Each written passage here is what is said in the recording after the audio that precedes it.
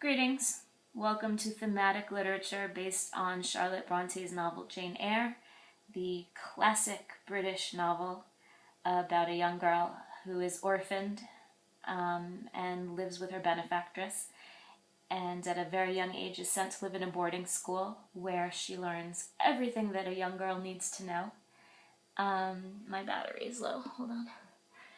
And at the age of 18, she decides she wants to leave the boarding school. She finds a job tutoring a young French girl who is also an orphan and living with her, or under the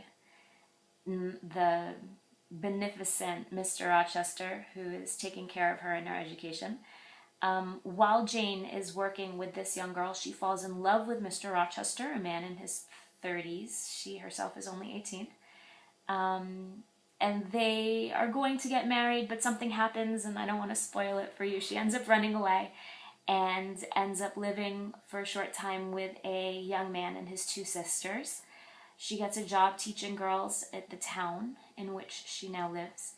And when this new guy, proposes to her, she declines and says, "Oh, I have to go back to Rochester."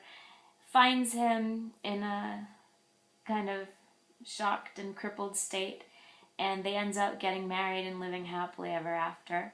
And that's sort of the novel in a nutshell. But my perception and my interpretation of this novel was very different. I saw Rochester and St. John, the second guy who wanted to be with Jane. Both of them were just despicable characters. They were abusive, they were coercive, they were manipulative.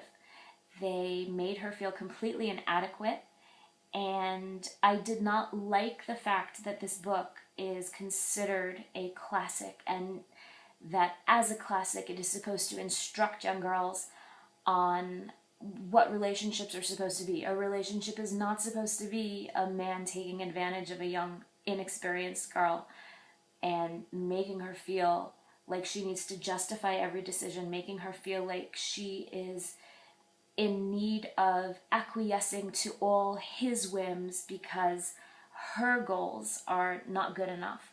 I hated reading this book because it reminded me of another book that I recommend to everyone to read called The Gift of Fear by Gavin Becker, which addresses the way that people will manipulate and take advantage of others.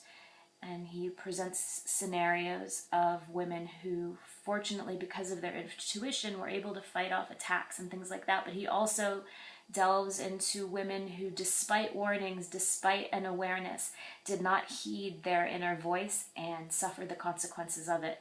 So I strongly recommend that you read The Gift of Fear and then go and read Jane Eyre and see how it translates and how these men's behaviors fall into the categories of abuse. And I recommend that particularly if you're a young woman, because oftentimes, more so with girls than with guys, we are forced into situations where we feel like we don't have a choice but to go along with what's suggested to us. And sometimes these suggestions are quite aggressive and quite coercive. And unfortunately, in our culture, we feel like we don't have a choice. There's a lot of pressure on girls. It frustrates the hell out of me that we don't have enough strong role models who don't have to necessarily be bitches to get what they want, but who can still stay true to themselves and have integrity to navigate their own lives, as opposed to having to put up with other people's perceptions and expectations of what they should and shouldn't be doing.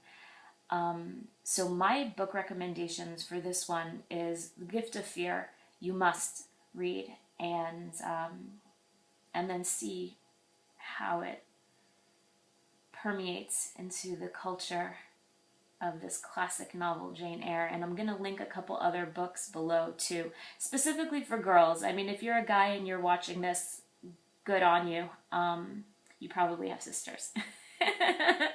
And you're probably a wonderful boyfriend or husband. But really, for the ladies, this book, The Gift of Fear, will help you connect with your intuitive voice, which is crucial, especially in the times today and the culture that we're living in. So please check these books out and look at my links below.